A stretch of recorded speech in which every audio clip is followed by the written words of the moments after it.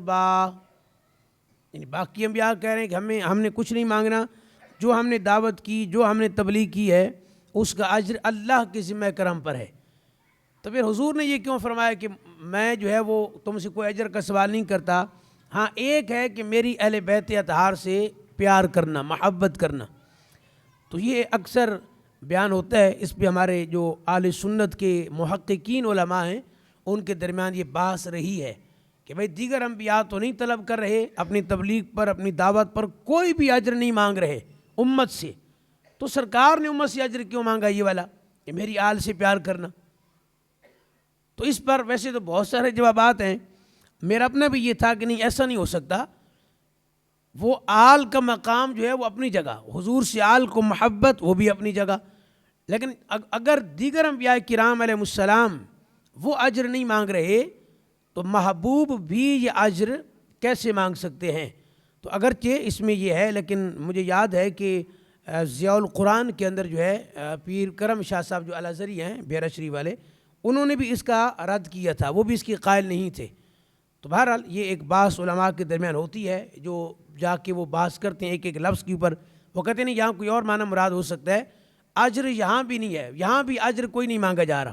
تو بہرحال ایک تو یہ بات ہے۔ دوسری یہ کہ یہ جو کہا نا کہ تم توبہ کرو، اللہ کی بارگاہ میں بخشش مانگو تو اللہ تم پر موسلا دھار بارش بھیجے گا، یہ اور مقام پر بھی قرآن میں ہے کہ جو بخشش استغفار کرتا ہے تو اللہ اپنی رحمت نازل فرماتا ہے، بارش کو برساتا ہے۔ تو یہ ہمارے لیے بہت اہم ہے کہ کسی کو کوئی بھی مسئلہ ہو، استغفار کا صوفیاء فرماتے ہیں آپ کریں کثرت کے ساتھ، یعنی رزق کی تنگی اور پریشانی ہے یا کوئی اور مسئلہ ہے تو یہ قرآن سے ثابت ہے۔ 29ویں پارے کے اندر بھی حضرت نوح علیہ السلام نے بھی یہی کہا، یہاں بھی یہ موجود ہے، دیگر مقامات پر بھی۔ تو استغفار وہ واحد طریقہ اور وظیفہ ہے کہ جس سے آپ کے رزق کے اندر انشاءاللہ برکتیں آئیں گی۔ تو قوم عاد نے دعوت حق کو قبول کیا نہیں، رد کیا انہوں نے معاذ اللہ، اور ایمان نہ لائے، بلکہ ہود علیہ السلام پر طنز کیا کہ آپ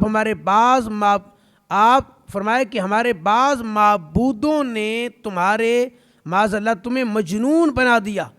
تو حضرت ہود علیہ السلام نے کہا کہ میں اللہ کو گواہ بناتا ہوں اور تم بھی گواہ رہنا، میں تمہارے شرک سے بری ہوں اور میں اللہ پر توکل کرتا ہوں اور میں نے حق کی رسالت ادا کر دیا ہے۔ اور یہ ہر نبی کے ساتھ معاملہ ہوا، قوم نے جھٹلایا، قوم نے انکار کیا، نبی پھر بھی دعوت دیتے رہے، وہ پھر بھی تبلیغ کرتے رہے۔ آیت نمبر 58 سے اللہ تعالیٰ فرماتا ہے کہ جب ہمارے عذاب کا وقت آ گیا تو ہم نے اپنی رحمت سے ہود اور ان کے ساتھ مومنوں کو نجات عطا کی۔ قوم عاد نے اللہ کی نشانیوں اور رسولوں کو جھٹلایا اور دنیا اور آخرت میں لعنت کے حقدار قرار پائے۔ یہ بھی ایک جملہ بڑا اہم ہے کہ جب بھی کسی قوم پہ عذاب آیا تو وہاں اللہ نے اپنے نبی کو رہنے نہیں دیا، وہاں سے کہا کہ خود بھی وہاں سے نکلو اور جو آپ کے ماننے والے ہیں ان کو بھی ساتھ لے کے نکلو۔ جب وہ بستی سے نکل گئے اس کے بعد عذاب آیا۔ اس کے اندر بہت ساری حکمتیں ہیں، ایک حکمت یہ بھی ہے کہ اللہ کا نبی وہاں ہو اور پھر وہاں عذاب بھی آ جائے۔ ایک تو یہ کہ نبی برکت والے ہیں، جس جگہ اللہ کا نبی ہوتا ہے اس وقت عذاب نہیں آتا۔ اور دوسرا یہ بھی یہاں پہ موجود ہے کہ چونکہ ان کے جو ساتھ دینے والے مومنین تھے تو ان کو بچانا بھی مقصود ہوتا تھا کہ عذاب آئے تو صرف انہی پر آئے کہ جنہوں نے انکار کیا۔ آیت نمبر 61 سے حضرت صالح علیہ السلام اور ان کی قوم سمود کے حالات کو بیان کیا گیا۔ حضرت صالح علیہ السلام نے کہا کہ اے میری قوم، اللہ وحدہ لا شریک کی عبادت کرو، اسے بخشش طلب کرو، اس کی بارگاہ میں توبہ کرو، اس نے تمہیں زمین سے پیدا کیا اور اس پر آباد کیا۔ حضرت صالح علیہ السلام۔ اب قوم نے کیا جواب دیا؟ انہوں نے کہا اے صالح، ہمارے آبا و اجداد کے معبودوں کی عبادت کو روکنے سے پہلے ہمیں آپ سے بڑی امیدیں تھیں۔ غلط کوئی کام کر رہا ہو نا، آپ اس کو روکیں گے تو آگے سے یہی جواب آئے گا، لیکن اب ہمیں جو آپ کی دعوت ہے اس کے بارے میں شکوک ہیں، چونکہ منع کر دیا نا برائی سے تو اب اچھے نہیں لگ رہے۔ صالح علیہ السلام نے اپنی قوم سے کہا کہ یہ اللہ کی اونٹنی تمہارے لیے نشانی ہے، اسے چرنے کے لیے آزاد چھوڑو، اسے تکلیف نہ پہنچاؤ ورنہ تمہیں عذاب پہنچے گا۔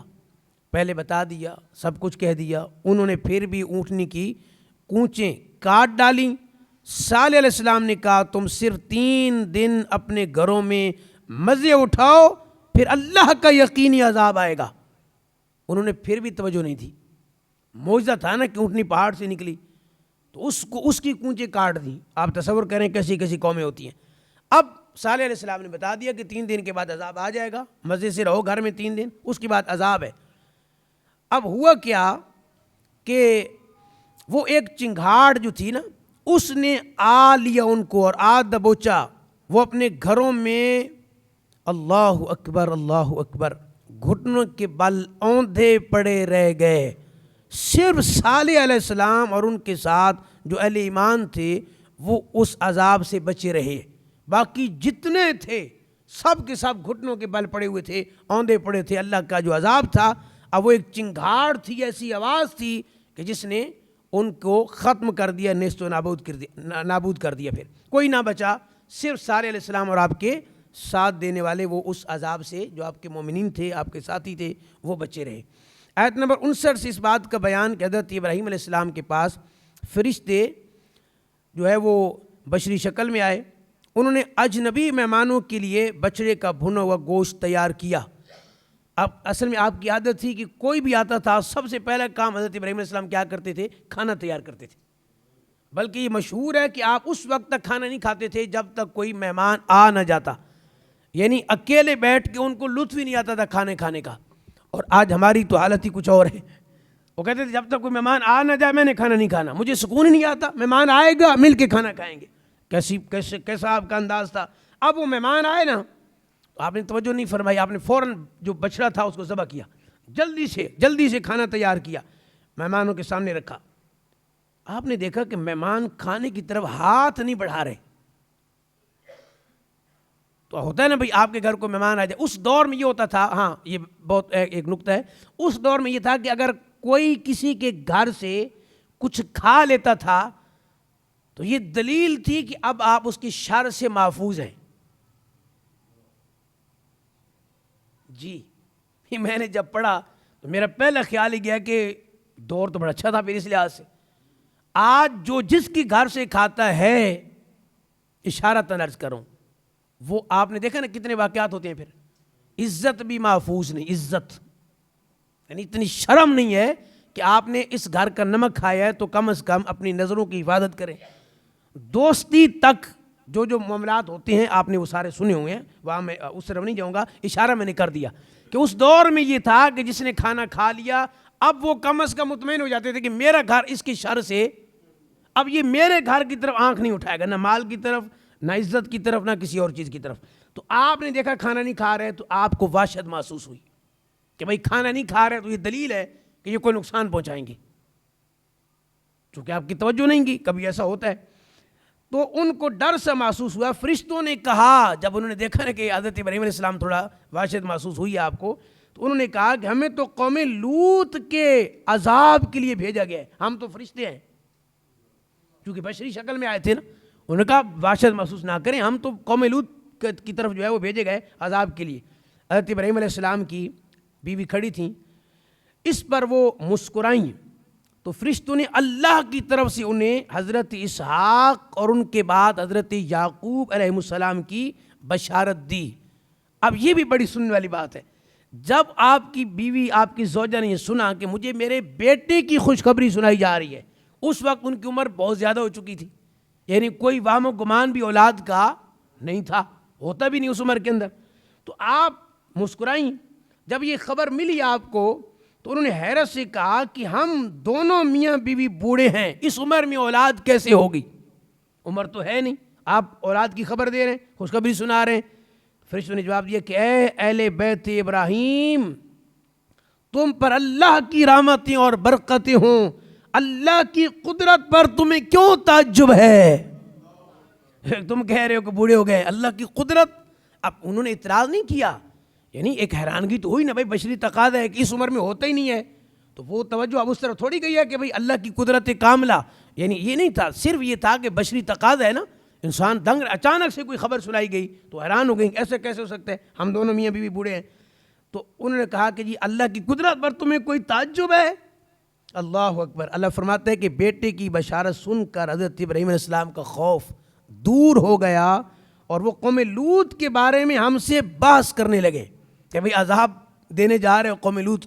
تو تو اس پر وہ بحث کرنے لگے۔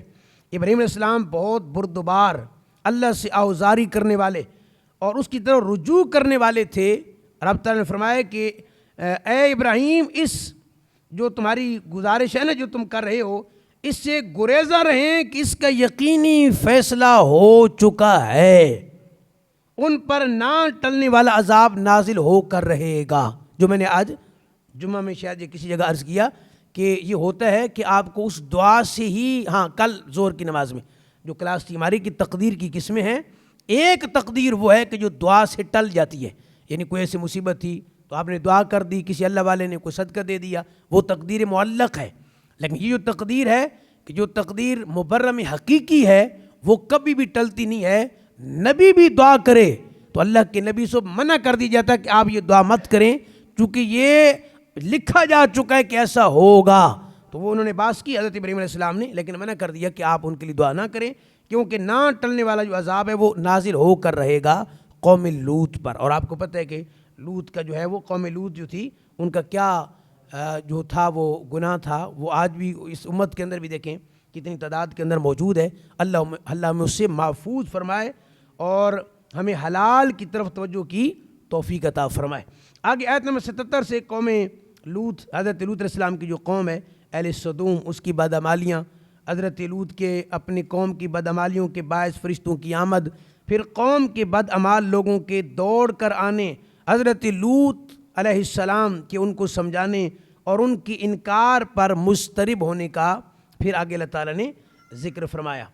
اب آپ دیکھیے کہ جس پر فرشتوں نے حضرت لوط علیہ السلام کو باقاعدہ طور پہ تسلی دی، اور کیا فکر نہ کریں، ہم آپ کے رب کے فرشتے ہیں، یہ آپ اور ہم تک نہیں پہنچ سکیں گے، آپ رات کے آخری حصے میں قوم کی طرف توجہ کیے بغیر آپ ہجرت فرما لیں۔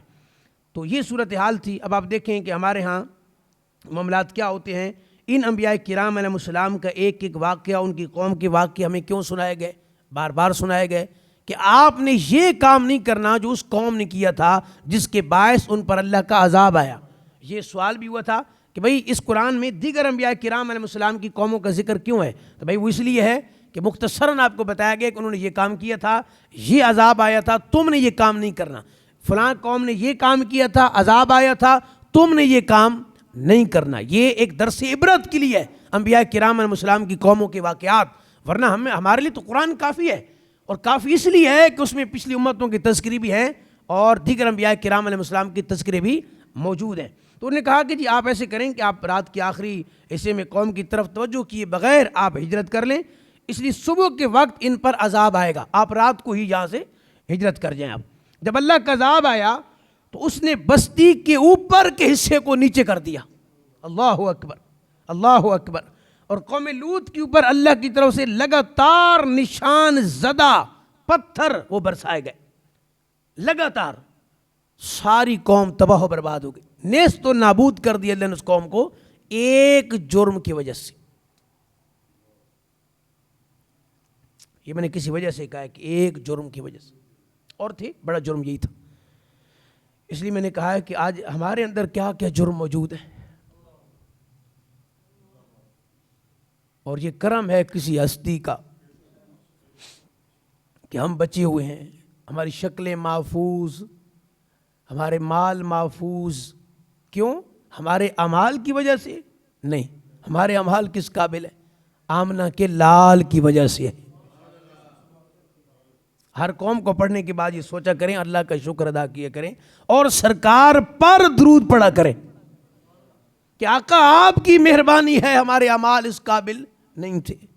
پھر آیت نمبر 84 سے آپ دیکھیں ایک ایک قوم کا آپ سنتے جائیں نا۔ حضرت شعیب علیہ السلام کا ذکر فرمایا، ان کی قوم جو اہل مدین تھے، ان کی جرائم کو بیان کیا گیا کہ وہ ناپ تول میں کمی کرتے تھے، دوسروں کو چیزیں کم تول کر دیتے تھے، یہ ان کا جرم تھا۔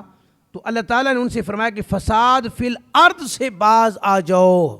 اب جو ہمارے ہاں ناپ تول میں کمی ہوتی ہے ڈیجیٹل، آپ تصور کریں وہ تو کچھ بھی نہیں تھا جو ہمارے والے لوگ کرتے ہیں۔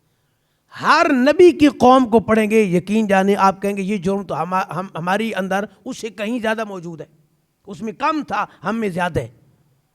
تو اب کہا گیا کہ فساد فی الارض سے بعد آ جاؤ، شعیب علیہ السلام نے اپنی قوم کو کہا، مدین والوں کو۔ اور اپنے سے پہلی جو سرکش امتیں تھیں ان کا انجام دیکھ لو. کیا کہا؟ جو پہلی امتیں گزر گئیں ان کا انجام دیکھو، اگر تمہارے اوپر بھی عذاب آ گئے تو تم کیا کرو گے. لیکن کہاں وہ جو ہے وہ اس طرف نہیں خیال کرنے والے تھے.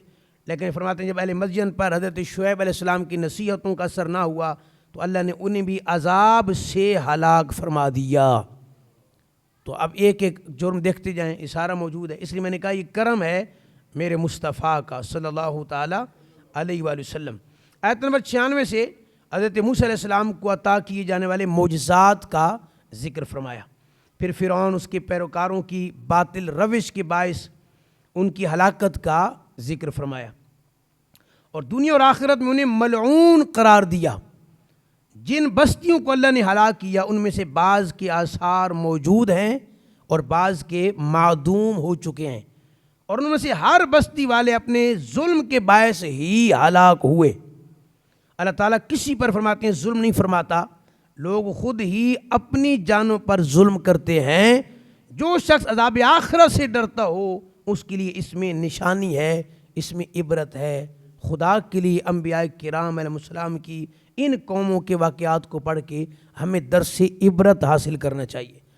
ایک درس عبرت، اور دوسرا سرکار پر فوراً درود و سلام پڑھنا شروع کر دیں. جب یہ پڑھیں، آپ جب بھی آپ اکیلے بیٹھیں تو کہیں کہ سرکار آپ کا ہی کرم ہے کہ آپ کی وجہ سے میں بچا ہوا ہوں، میرے اعمال تو اس قابل نہیں تھے.